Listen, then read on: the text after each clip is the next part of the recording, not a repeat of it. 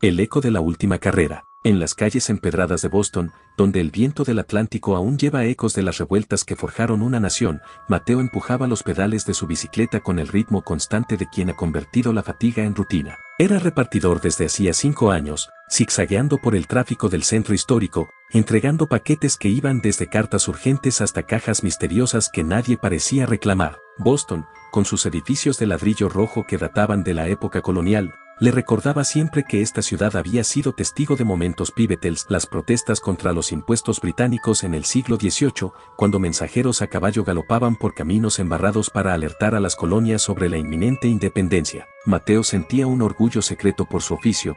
Después de todo, en aquellos días, un repartidor podía ser la diferencia entre la libertad y la opresión, cruzando ríos helados y evadiendo patrullas para llevar noticias que cambiaban el curso de la historia. Aquella noche de otoño, con las hojas crujiendo bajo sus ruedas como huesos frágiles, Mateo revisaba su lista de entregas en el teléfono. El turno nocturno era el peor, menos propinas, más sombras alargadas por las feroules antiguas. Pero pagaba las cuentas, y en una ciudad donde el costo de vida subía como la marea en la bahía, no había opción. Último paquete, murmuró para sí mismo, frotándose las manos entumecidas. La dirección era en el norte, en el barrio italiano donde las calles estrechas aún conservaban el aroma a pan recién horneado y a historias de inmigrantes que llegaron en barcos abarrotados a finales del siglo XIX.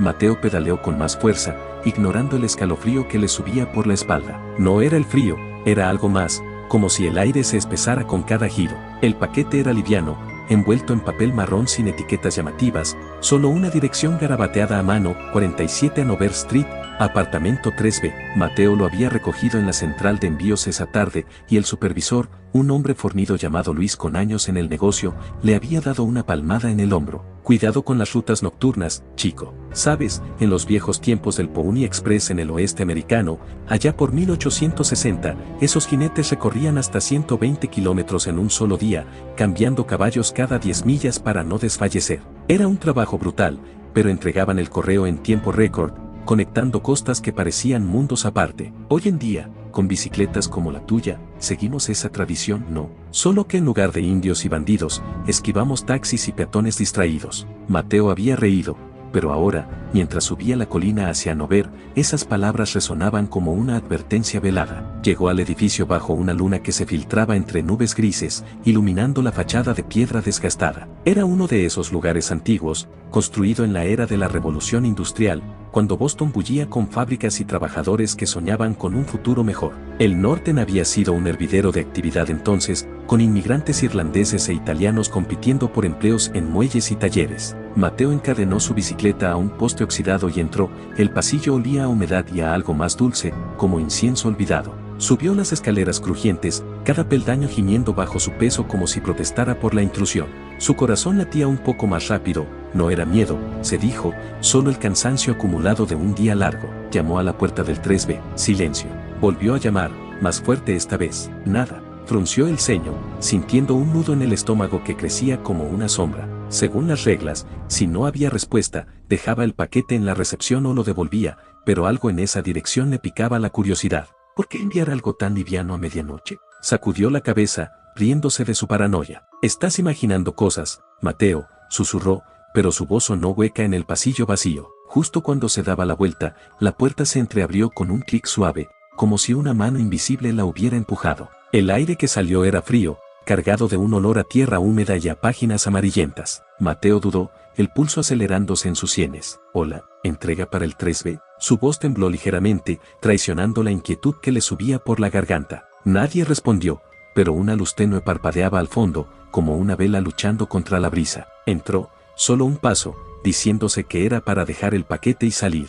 El apartamento era un caos congelado en el tiempo, muebles cubiertos de polvo, estanterías repletas de libros antiguos que hablaban de la historia de Boston, desde los puritanos que fundaron la ciudad en 1630 hasta las epidemias de viruela que azotaron las colonias en el siglo XVIII. Mateo sintió un escalofrío, recordaba vagamente de la escuela cómo, durante esas plagas, los mensajeros eran los únicos que se atrevían a cruzar las calles desiertas, llevando provisiones y cartas a los enfermos, arriesgando sus vidas por un salario miserable. ¿Sería este lugar un museo olvidado? No, parecía habitado, o al menos lo había sido. Dejó el paquete en una mesa cerca de la entrada y se giró para irse, pero algo captó su ojo, una fotografía en blanco y negro en la pared, mostrando a un hombre con uniforme de repartidor, posando junto a un carro tirado por caballos. Debajo, una placa decía, Elias Thorne, mensajero postal, 1892. El parecido con Mateo era inquietante, mismos ojos oscuros, misma mandíbula cuadrada. Sacudió la cabeza, riendo nerviosamente. Coincidencias, murmuró, pero el nudo en su estómago se apretó más. Un ruido suave vino del fondo, un rasguño, como uñas en madera. Mateo se congeló, el corazón martilleando en su pecho. ¿Hay alguien ahí? Avanzó un paso, la curiosidad venciendo al instinto de huir. El pasillo llevaba a una habitación pequeña, iluminada por esa luz parpadeante. En el centro, una silla vacía frente a un espejo empañado, pero en el reflejo, algo se movió. No era su imagen, era una figura borrosa, encorvada, con ojos que brillaban como carbones en la pinambre. El miedo le golpeó como una ola fría, congelando sus músculos. Retrocedió, tropezando con una alfombra raída. El paquete que había dejado cayó al suelo, rasgándose ligeramente. De su interior asomó un sobre amarillento, con una caligrafía antigua, para el mensajero que sigue la ruta. Mateo lo abrió con manos temblorosas, el papel crujiendo como hojas secas. Dentro, una carta fechada en 1892, si lees esto, has sido elegido. La carrera no termina con la entrega, continúa en las sombras de lo que fue. Elias Thorne. Su mente giraba en espiral. Elias Thorne, el hombre de la foto. Recordaba ahora un detalle que Luis le había mencionado una vez, en una pausa para café. En la época victoriana, algunos repartidores desaparecían en rutas nocturnas, especialmente en barrios como este, donde las pandillas de inmigrantes controlaban las calles. Pero había rumores de algo peor, casas malditas por las almas de los que murieron en las fiebres, esperando a que alguien cerrara el ciclo. Mateo había descartado eso como cuentos de viejos, pero ahora, con la carta en la mano, el terror se filtraba en cada poro de su piel, helando su sudor. Otro rasguño, más cerca. Mateo giró, viendo una sombra alargada en la pared, como una mano extendida. Corrió hacia la puerta, el pánico nublando su visión. Tropezó en las escaleras, cayendo un par de peldaños, el dolor en la rodilla eclipsado por el miedo puro que le apretaba el pecho. Afuera, el viento aullaba, y por un momento juró oír un eco, una risa baja, como el susurro de hojas muertas. Montó en su bicicleta y pedaleó furiosamente,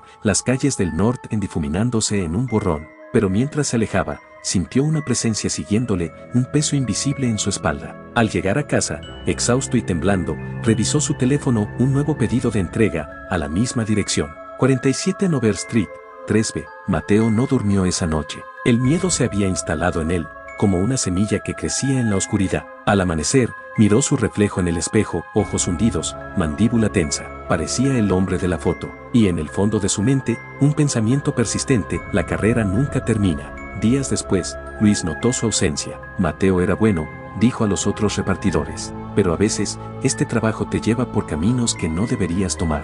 Nadie encontró su bicicleta, encadenada aún al poste oxidado. Solo el viento del Atlántico, querían ecos de carreras pasadas.